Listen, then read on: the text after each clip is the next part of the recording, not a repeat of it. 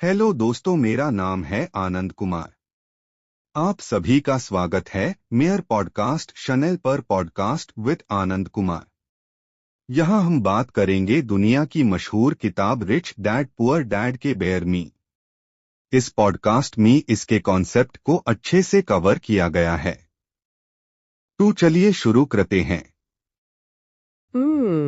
हम अक्सर अपने मोबाइल फोन या कंप्यूटर का सॉफ्टवेयर अपडेट करते हैं ना। स्क्रीन पर एक नोटिफिकेशन आता है, हम अपडेट पर क्लिक करते हैं और अचानक से हाँ, सिस्टम की सारी पुरानी कमियां दूर हो जाती हैं। बिल्कुल सारे बग्स दूर हो जाते हैं और डिवाइस पहले से ज्यादा तेज काम करने लगता है।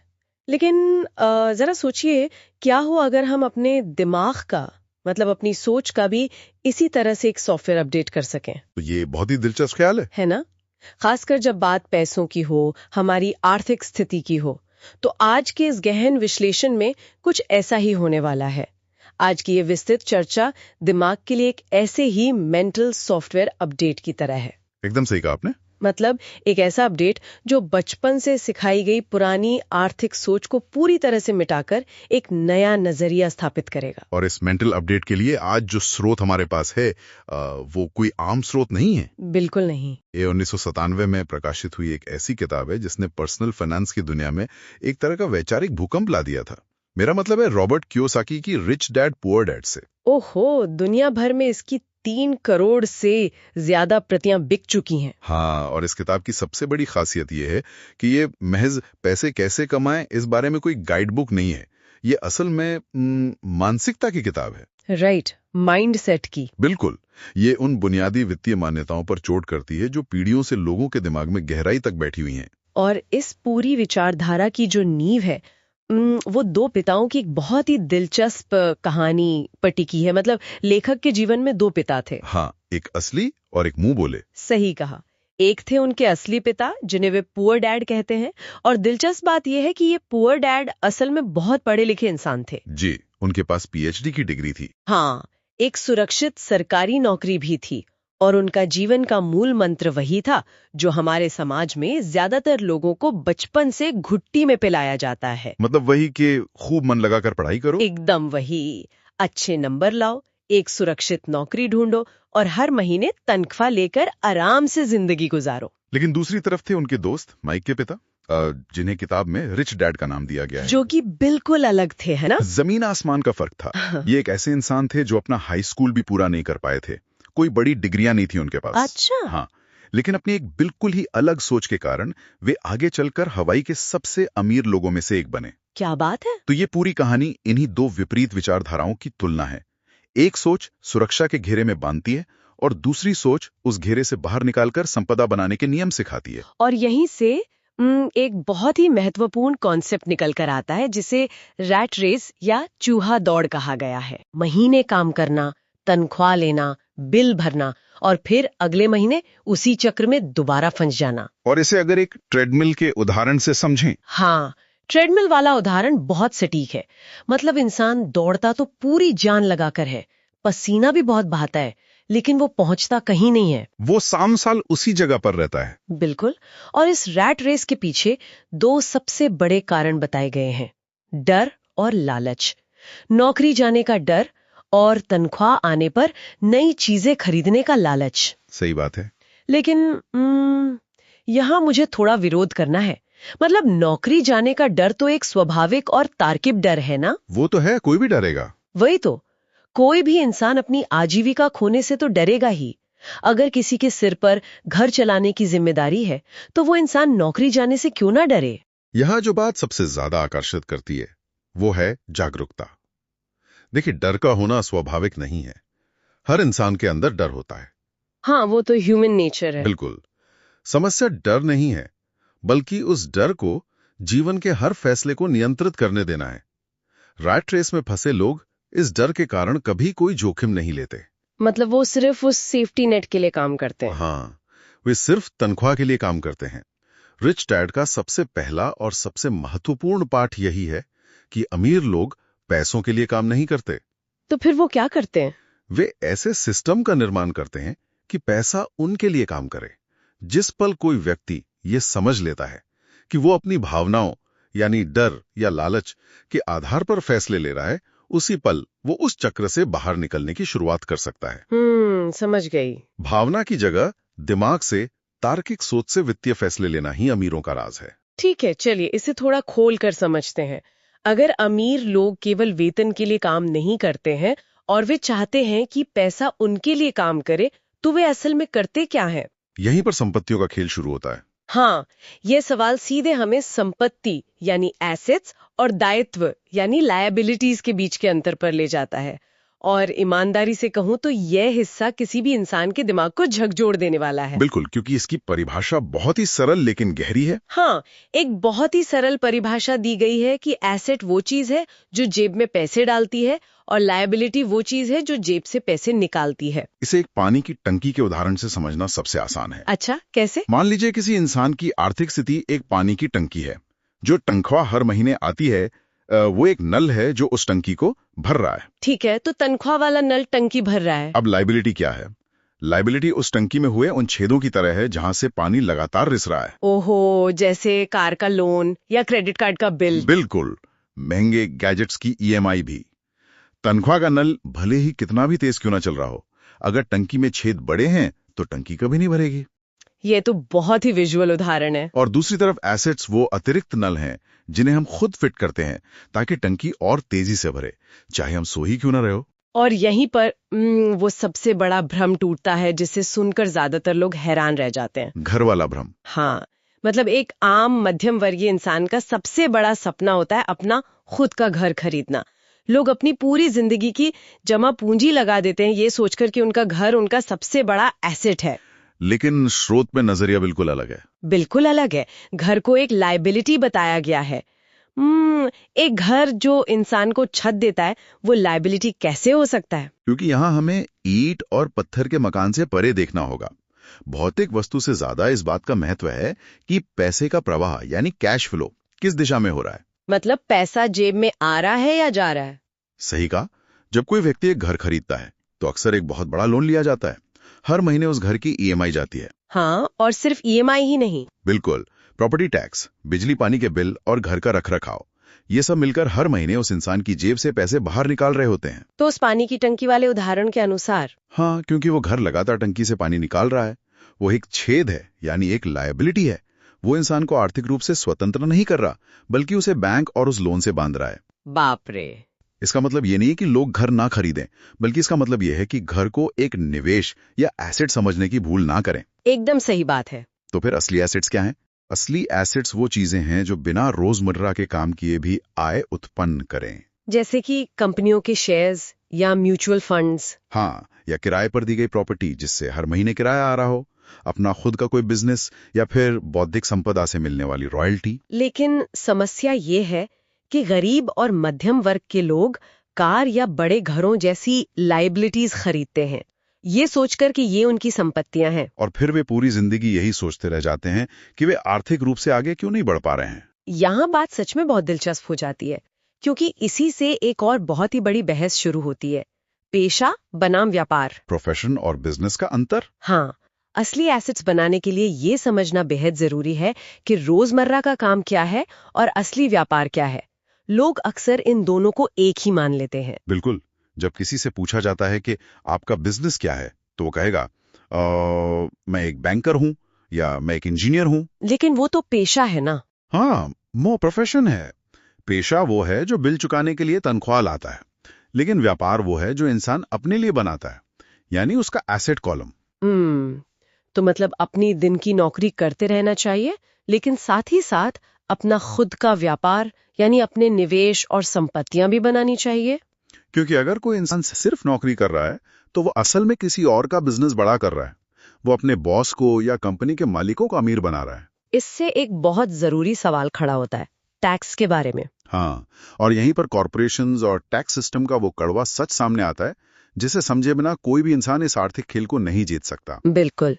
वर्तमान टैक्स सिस्टम अमीरों द्वारा अमीरों के फायदे के लिए बनाया गया है। लेकिन कॉर्पोरेशन की तरह सोचने का मतलब कोई गैर कानूनी काम करना या टैक्स चोरी करना तो नहीं है ना? बिल्कुल नहीं।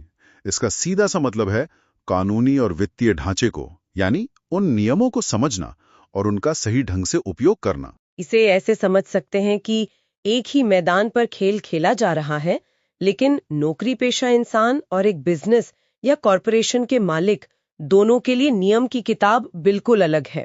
इसे थोड़ा और गहराई से देखते हैं।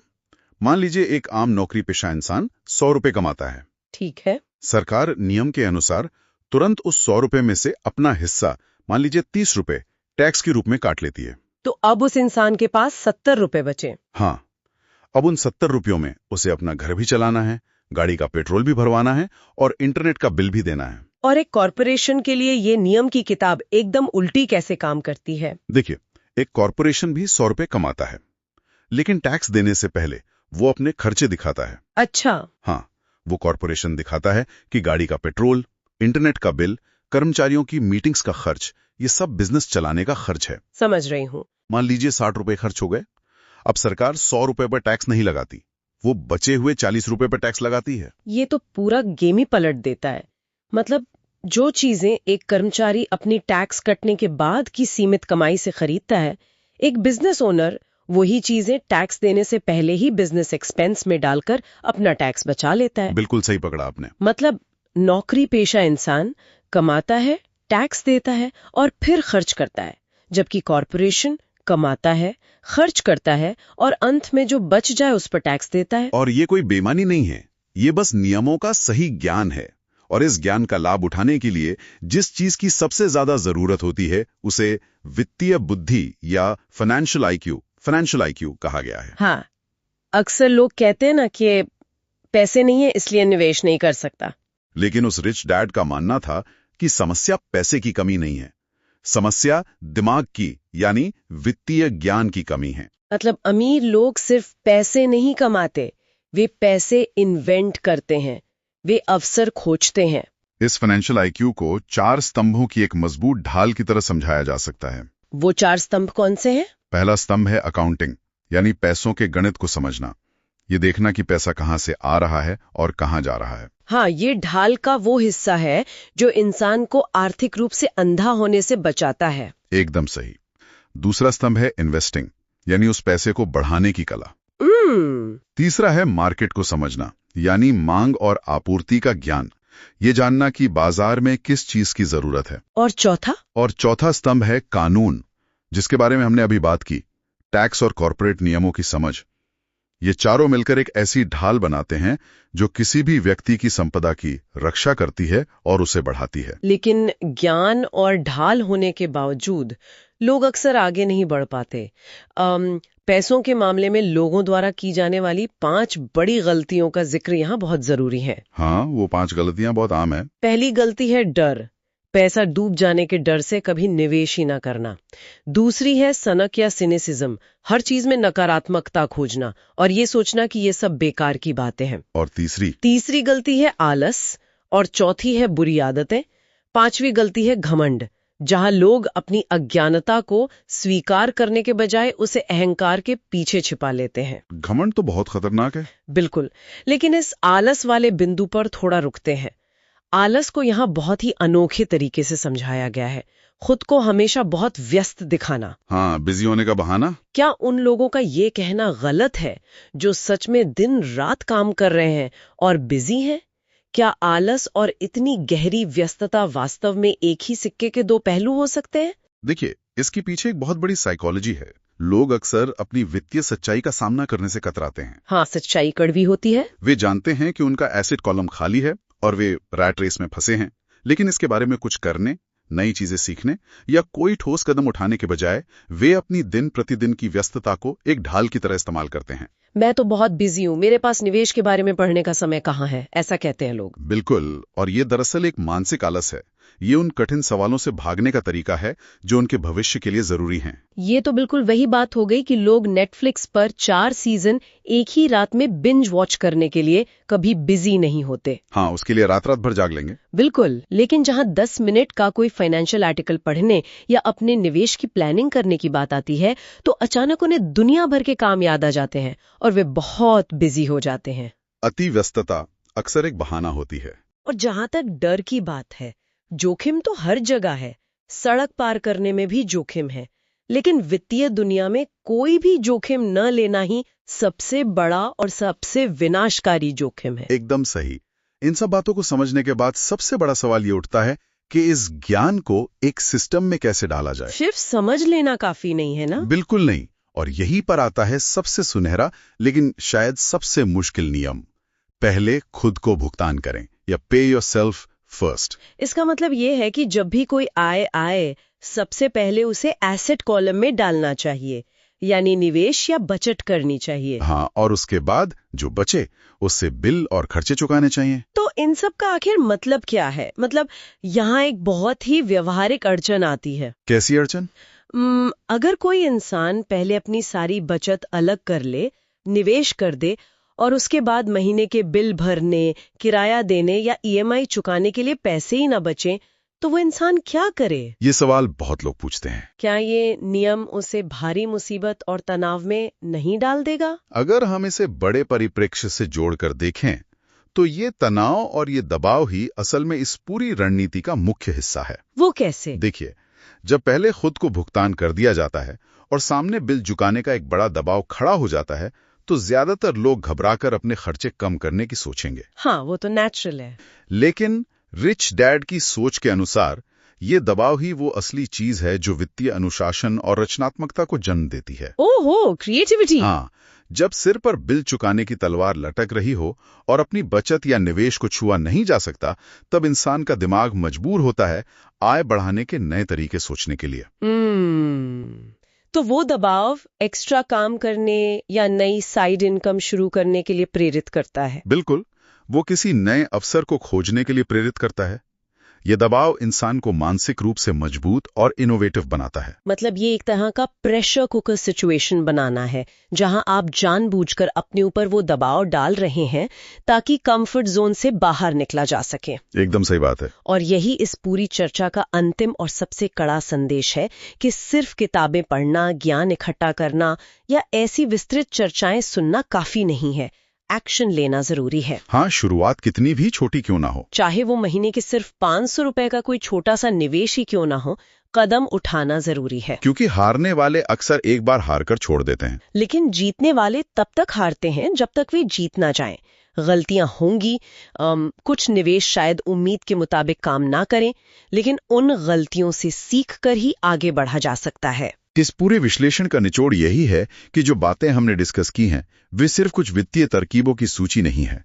ये जीवन को देखने का और दुनिया में पैसे के काम करने का एक पूरा नजरिया है। बिल्कुल। ये इस बात की चुनौती है कि जो कुछ भी हमने समाज से सीखा है, हो सकता है वो अधूरा हो या पूरी तरह से उस दिशा में ले जा रहा हो जहां आर्थिक स्वतंत्रता कभी मिल ही नहीं सकती। हमें अपने भविष्य की जिम्मेदारी खुद लेनी होगी। हाँ, अगर आज कोई ठोस वित्तीय कदम नहीं उठाया गया तो कल भी उसी रैट रेस का हिस्सा बने रहना तय है। सही कहा। आर्थिक स्वतंत्रता रातों रात मिलने वाली कोई चीज नहीं है। ये एक लगातार चलने वाली प्रक्रिया है, एक सिस्टम है जिसे रोजमर्रा की जिंदगी में अपनाना पड़ता है। जी। लेकिन आज के इस विस्तृत चर्चा को समाप्त करने से पहले एक ऐसे विचार पर गौर करना जरूरी है जो इस पूरे स्रोत की नींव में तो मौजूद है, लेकिन जिस पर लोग अक्सर सीधे तौर पर सवाल नहीं उठाते। वो क्या है? अगर हम अपने चारों तरफ की व्यवस्था को देखें तो हमारी पूरी शिक्षा प्रणाली, हमारे स्कूल, हमारे कॉलेज, ये सब डिजाइन ही इस तरह से किए गए हैं कि वे अच्छे, आज्ञाकारी और कड़ी मेहनत करने वाले कर्मचारी पैदा करें। हाँ, एम्प्लॉइज बनाने की फैक्ट्री। बिल्कुल। वे निर्देश मानना और सुरक्षित रास्ता चुनना सिखाते हैं, जोखिम लेना नहीं। तो विचार करने वाली बात यह है कि अगर कोई शिक्षा प्रणाली ऐसी हो जिसका मुख्य उद्देश्य लोगों को आर्थिक रूप से स्वतंत्र बनाना हो, एसेट बनाना सिखाना हो, तो वो शिक्षा प्रणाली कैसी दिखेगी? ये एक बहुत ही गहरा सवाल है। और क्या हमें किसी बड़े बदलाव या किसी नई सरकारी नीति का इंतजार करना चाहिए, या फिर क्या आज से ही अपने घरों में, अपने डाइनिंग टेबल पर वो नई शिक्षा प्रणाली शुरू की जा सकती है? ये सोचने वाली बात है। शायद वो सॉफ्टवेयर अपडेट जिसके बारे में हमने शुरुआत में बात की थी, वो सिर्फ वर्तमान पीढ़ी के दिमाग के लिए नहीं है, बल्कि आने वाली पीढ़ियों की सोच को नया आकार देने के लिए भी है। बिल्कुल सही कहा आपने। उम्मीद है कि श्रोताओं को आज के इस गहन विश्लेषण ने कई पुरानी मान्यताओं को चुनौती दी होगी और कुछ नए आहा मोमेंट्स दिए होंगे। मुझे भी यही उम्मीद है। तो अगले गहन विश्लेषण तक ऐसे ही नई चीजें सीखते रहिए, अपनी सोच को लगातार अपडेट करते रहिए और आगे बढ़ते रहिए।